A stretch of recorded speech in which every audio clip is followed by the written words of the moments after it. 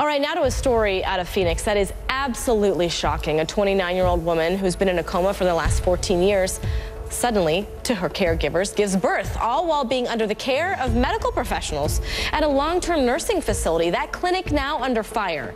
Her family furious, demanding answers and wanting to know who is responsible. Joining us now from Phoenix, CNN correspondent Sarah Seidner. Sarah, what are police saying? Are they being tight-lipped? Are they being forthcoming? What do we know at this hour? The police are being extremely tight-lipped. They will only say that they're investigating. They won't even say exactly what it is they're investigating, nor give any other details but that. But we have heard from Hacienda Healthcare. They have said that this is an absolutely horrifying situation, an unprecedented case here. But again, they too are not giving out the details of exactly what was so horrifying. Those details have come from the San Carlos Apache tribe, of which this woman was a tribal member, and her family. They say that this 29-year-old woman gave birth to a baby just about 10 days ago, right after Christmas time, and that she was in a vegetative state and had been in a vegetative state for more than a decade when she had this baby. What does that mean? Well, you ask any legal mind and they will tell you that if she was in a vegetative state and she could not, of course, consent, then she had to have been raped. So the investigation, though they will not say what it is, there is a lot of speculation that it is a rape investigation. And we now know from Hacienda Healthcare that police have gotten a search warrant so that they can get DNA samples from the male staffers here. There are still a lot of questions here, but we have also heard from the family of the woman in the vegetative state, and I want to let you know what they have said so far. The family, too devastated to talk to the public at this time, dealing with a lot of emotion, but they said that they are outraged, traumatized, and in shock by what they are calling the abuse and neglect of their daughter. And they furthermore said that their daughter had a baby boy, and that baby boy has been born into a loving family and will be well cared for. Sarah, it's just so hard not to get chills when you hear the story, and you have to think of how the staffers did not know that she was pregnant over the course of obviously 9 months. Thank you so much, Sarah. Appreciate it. Yeah, it's a real question. Yeah, go ahead. Yeah, no, it is, right? All right, thank you so much. Appreciate it. I want to bring in Wendy Murphy, former prosecutor and professor of sex violence law at New England Law, Boston. Thank you so much for joining us. We appreciate it, Wendy. Right off the bat, I mean, this is unimaginable when you hear of something like this. I want to ask you, not only are victims who are vulnerable, are they most likely to be victims in situations like this? And how could it have gone on for so long without someone noticing? Yeah, there's no question the statistics are consistent on this and have been for a very long time, that if you are living in a nursing home or are otherwise disabled, and, you know, I don't mean to suggest everyone in a nursing home is disabled, but lots and lots of people fit the definition of disabled. So if you fall under that category of disabled, whether you're in a nursing home or not, you are far more likely to be sexually assaulted. And the obvious explanation for why you're at greater risk is that the perpetrators are looking to rape people where they know they can get away with it, or they're more likely to get away with it because the victims can't speak, or if they can speak, they, they lack credibility in other ways. There's so many reasons why disabled people are targeted, and not surprisingly, when they are raped, their cases are less likely to be prosecuted because the prosecutors say, we believe you, but you have credibility problems. We're not so sure we can win this case beyond a reasonable doubt. I've represented victims who were raped in nursing homes. They shouldn't have been tough cases, but they were because of what we know about how the defense takes advantage of victim vulnerabilities to score points during cross-examination and to demonstrate reasonable doubt.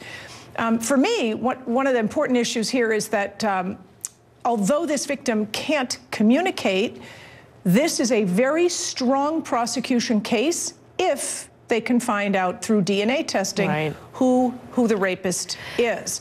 Now, what's also interesting is that under Arizona law, if you cause serious bodily harm to a victim during a rape, you get mandatory 25 years to life, which is great. And I want everyone to know, especially the potential predators out there, pregnancy is considered serious bodily injury. So back off. That's the message I want people to take from this case. That's a lot of time behind bars. You talked a little bit about, obviously, the repercussions and the responsibility, but what about the facility itself? Because according to some of the families, other patients didn't even know that this birth took place until 5 days after.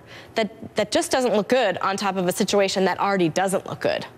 Right, so two things are problematic with how the nursing home handled this problem. Number one, what kind of care are you giving to your clients and your patients if you are not noticing that they're pregnant? I mean, if they weren't noticing that you had the flu or shingles or whatever, if they weren't noticing that you were sick, that's one thing. How do you not notice when one of your patients is pregnant? It's not like a passing disease that comes and goes, and it gets much more noticeable. I've had 5 kids. It gets much more noticeable when you get they bathe her, they feed her, they change her. You know, they see her whole body. That's what really takes your breath away in this situation. Yes, but here's the interesting question. So either they knew and they kept it quiet, or they didn't know. And both of those options, both of those answers are unacceptable, because either they weren't bathing her, which is really bad, or they were and they saw and they thought they could get away with it. They thought they could sweep it under the rug. And why I think that second option is probably true is because they didn't tell anyone for 5 days, or at least it didn't become public for 5 days. Were they thinking they could keep it quiet even after the birth? I mean, how did this stay secret even after the birth? It is mind-boggling to me that this nursing home didn't understand the enormity of public interest in this case and the enormous public implications in terms of the safety of their patients and patients in nursing homes elsewhere. Well, Wendy, they're getting it now, don't you think? Thank you so much. They are getting it now. You bet. And that's a good thing. Thank you for joining us. Hi everyone, my name's Mike. I'm the creator of Mox News. And for the last 15 years, I have been telling you that as long as I have the support of the community that I serve, Mox News will post videos forever. And that's the truth. As long as I have your support, no one could ever make me stop.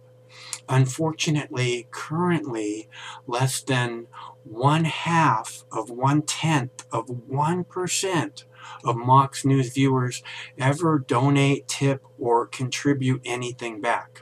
Again, let me make that really clear. Much less than 1/2 of 1/10 of 1% ever give anything back.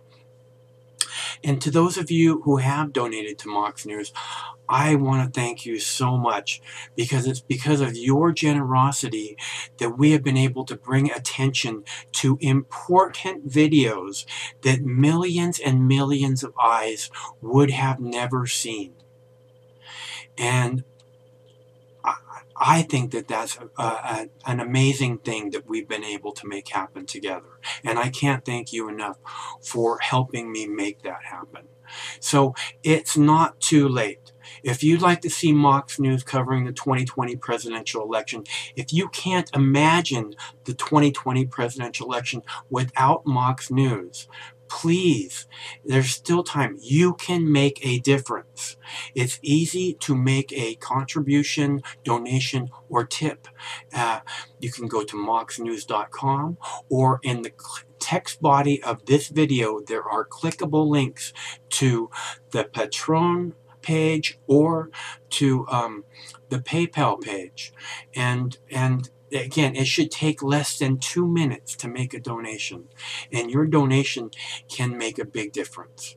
So I thank you all. Stay cool. One of these days this war is going to end, and it would be awesome if Mox News could be there to celebrate that day with you.